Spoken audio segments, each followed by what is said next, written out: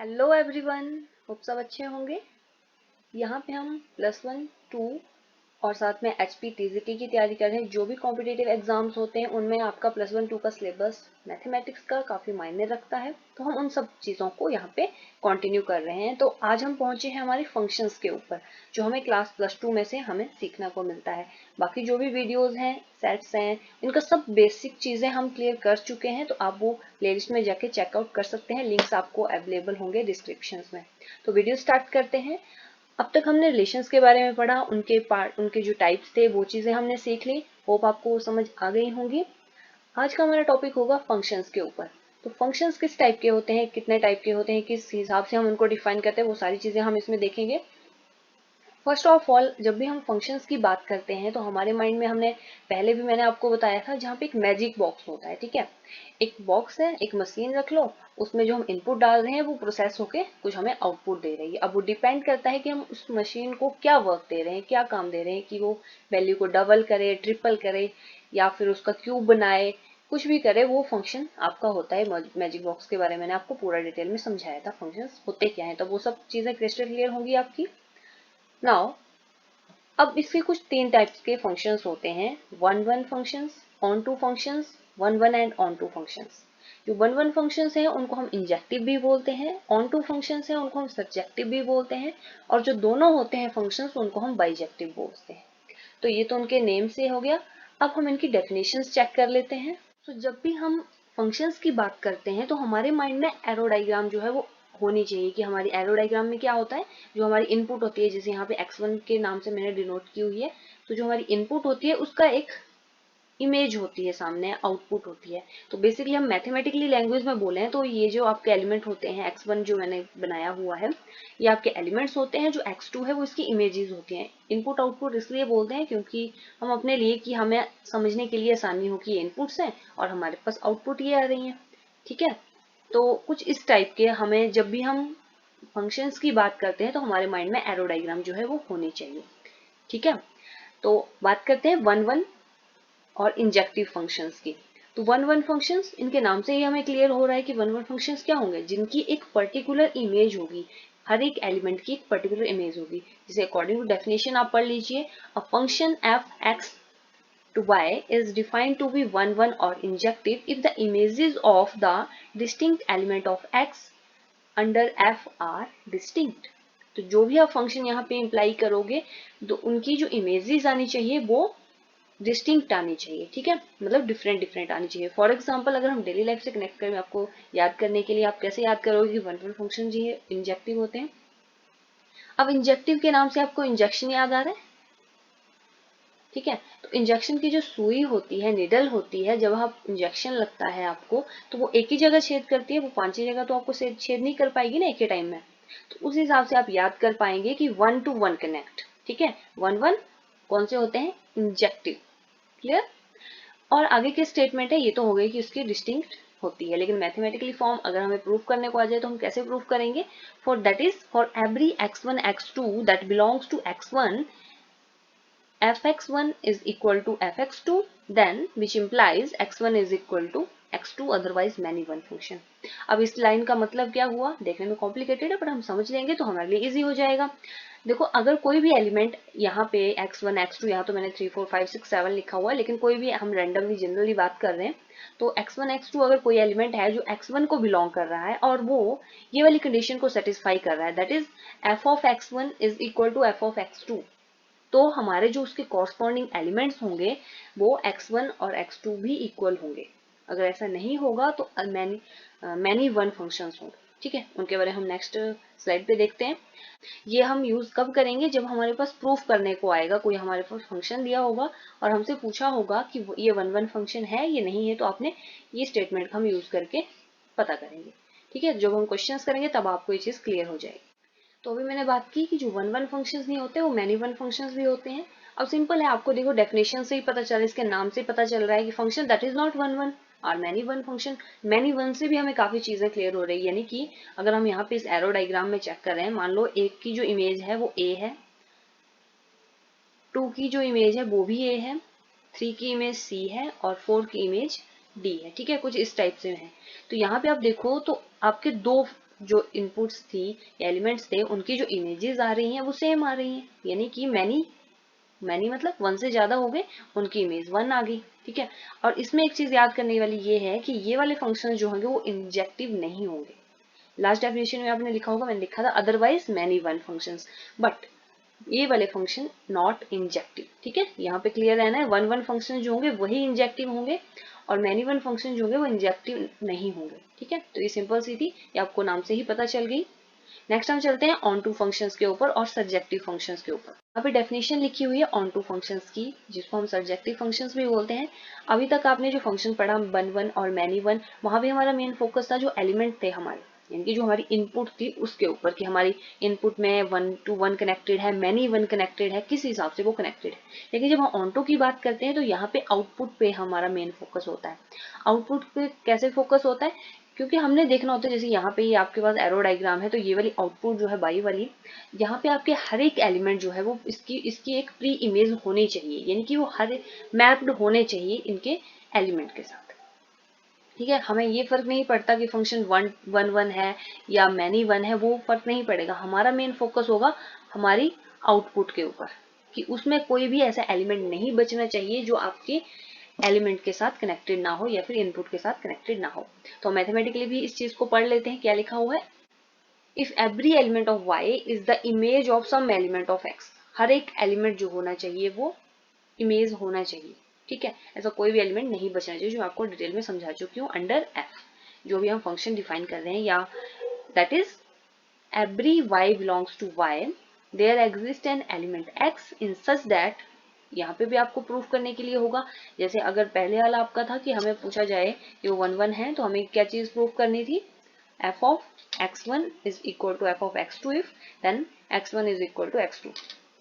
तो यहाँ पे हमें प्रूफ करना है कि f of x is equal to y, यानी कि y की हर एक जो होगी आउटपुट जो होगी जिसको हम बोलते हैं वो मैप्ड होनी चाहिए x के एलिमेंट के साथ। एबीसी देखो तो ये सारी जो है पूरी तरह मैप्ड है, कोई भी ऐसा नहीं, अगर यहाँ मान लो डी होता और वो किसी भी एलिमेंट से कनेक्टेड नहीं होता, मैप नहीं होता, तो हम बोल देते कि ये वाला फंक्शन जो है वो ऑन टू नहीं है। तो होप आपको दोनों फंक्शंस क्लियर हो गए होंगे। अब हम इसके कुछ एग्जांपल्स करते हैं। अगर फंक्शंस जो है वो ऑन टू होते हैं तो ऐसे फंक्शन भी होते हैं जो नॉन ऑन टू होते हैं, नॉट ऑन टू होते हैं। जैसे मैंने अभी आपको बताया, अगर मैं यहाँ पे डिफाइन करूँ एरो डायग्राम से ये चीज, ठीक है, तो आप बता सकते हो कि यह फंक्शन ऑन टू है या नहीं है, जल्दी से कमेंट करके बताएं, तब तक मैं ये नेक्स्ट एरो डायग्राम भी बना लेती हूँ।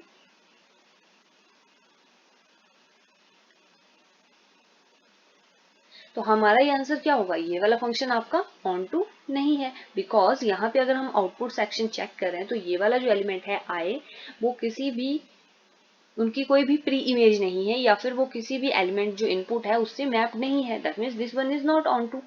ठीक है, अगर इसकी बात करें हम, अगर ये मान लो टू की इमेज ए भी होती, यानी कि मैनी वन फंक्शन भी होता, लेकिन यहाँ पे अगर हम देखें तो ई की कोई भी प्री इमेज नहीं है, तो this function is also not onto. ठीक है, लास्ट वन हमारे पास आते हैं one one and onto, जो दोनों होते हैं, वन वन भी होते हैं ऑन टू भी होते हैं। तो अगर आपको वन वन और ऑन टू क्लियर है, मैनी वन आपको क्लियर है, वो चीजें मैंने आपको डिटेल में समझा दी, तो ये भी आपके लिए आसान होगा। अब ऐसे फंक्शंस जो वन वन भी होंगे और ऑन टू भी होंगे, तो हम एग्जांपल देख लेते हैं। यहाँ पे वन वन फंक्शन के लिए हम क्या देखते हैं, इनपुट्स देखते हैं, और ऑन टू फंक्शन के लिए हमारा मेन फोकस होता है आउटपुट के ऊपर। तो वन वन देख लेते हैं। तो वन की जो है डिस्टिंक्ट इमेज है वी है, टू की सी है, थ्री की ए है, फोर की डी है, यानी कि सबकी अलग अलग इमेज है, that means one one function तो है ही। अब चेक कर लेते हैं कि क्या ये ऑन टू फंक्शन है। यस ऑब्वियसली है, क्योंकि हमारी जो आउटपुट है उन सभी एलिमेंट की जो प्री इमेज है वो एग्जिस्ट करती है। ऐसा कोई भी एलिमेंट नहीं है जो ऑर्फन है या जिसकी इमेज नहीं, प्री इमेज नहीं है। ठीक है, तो this one is also onto. ठीक है, तो इस टाइप की कंडीशन आपको समझ आ गई, वन वन समझ आ गया, मैनी वन समझ आ गया, ऑन टू फंक्शन समझ आ गए, उनको हम कैसे प्रूफ करेंगे वो चीज समझ आ गई, तो आपके लिए क्वेश्चन जो है करना वो आसान हो गए। देखो, जब भी हम कोई क्वेश्चन करते हैं, अगर हम उन चीजों का नॉलेज होता है, उस टॉपिक का नॉलेज होता है, हम तभी उसको सोच पाते हैं। अगर हम वो चीजें पता ही नहीं होंगी, आपको एग्जाम में आ गया कि वन वन फंक्शन बताओ ये है ही नहीं, है ये नहीं, तो अगर आपको पता ही नहीं होगा वन वन फंक्शन होते क्या है, तो आप कुछ भी नहीं कर पाएंगे। ठीक है, तो ये चीजें आपको क्लियर हो गई। तो अभी हमने इतने क्वेश्चन समझा, अब हमने ये प्रूव करना है, prove that function N to N मतलब ये नेचुरल नंबर्स का फंक्शन है, गिवन वाई ये फंक्शन दिया हुआ है, हमें प्रूव करना है कि ये वन वन फंक्शन है बट ऑन टू नहीं है। तो उसके लिए हमें 1 फंक्शन की डेफिनेशन पता होनी चाहिए, जो मैंने आपको बताई थी। तो फर्स्ट ऑफ ऑल, अगर कोई फंक्शन जो होता है, क्या डेफिनेशन होती है, अगर कोई फंक्शन है मैप कर रहा है आपका x टू y, कोई फंक्शन है और जो आपका x1 x2 है वो बिलोंग कर रहे हैं x को, देन हमारे पास कंडीशन क्या होती थी, और साथ में f of x1 is equal to x2, then जो आपका x1 होगा वो x2 के बराबर होना चाहिए। ये आपकी कंडीशन थी टोटल 1 फंक्शन की। तो हम इसको प्रूव कर लेते हैं। उसके लिए अब हमारे पास हमें पता है f ऑफ x दिया हुआ 2x, अगर हम x को x1 से रिप्लेस करें तो हमारे पास कितनी वैल्यू आ जाएगी f ऑफ x1 की, 2x1, और जो हमारा f ऑफ x2 है उसकी वैल्यू कितनी आ जाएगी, 2x2। नेक्स्ट कंडीशन पे हम पुट कर लेते हैं, अगर हमारे पास यहाँ पे f ऑफ x1 जो है कंडीशन सेटिस्फाई करनी है हमने, वो इक्वल टू दिस है, तो f ऑफ x1 की वैल्यू कितनी है, 2x1, और f ऑफ x2 की वैल्यू कितनी है, 2x2। 2 से 2 आपका कट हो गया, which implies x1 is equal to x2। तो ये वाली अभी कंडीशन जो है वो प्रूव हो गई, that mean this function is 1। Clear. अब ऑन टू फंक्शन प्रूव करने के लिए हमें उसकी डेफिनेशन रिकॉल कर लेते हैं। तो उसमें क्या होता था ऑन टू में, जो f अगर कोई फंक्शन है x to y, then for every y that belongs to y, वहां पे क्या एग्जिस्ट करता था, there exist x which belongs to x, and जो आपका f ऑफ x जो होता है वो आपका y के बराबर होता है। ये आपकी ऑन टू की कंडीशन थी, तो यही हम यहाँ पे प्रूव कर लेते हैं।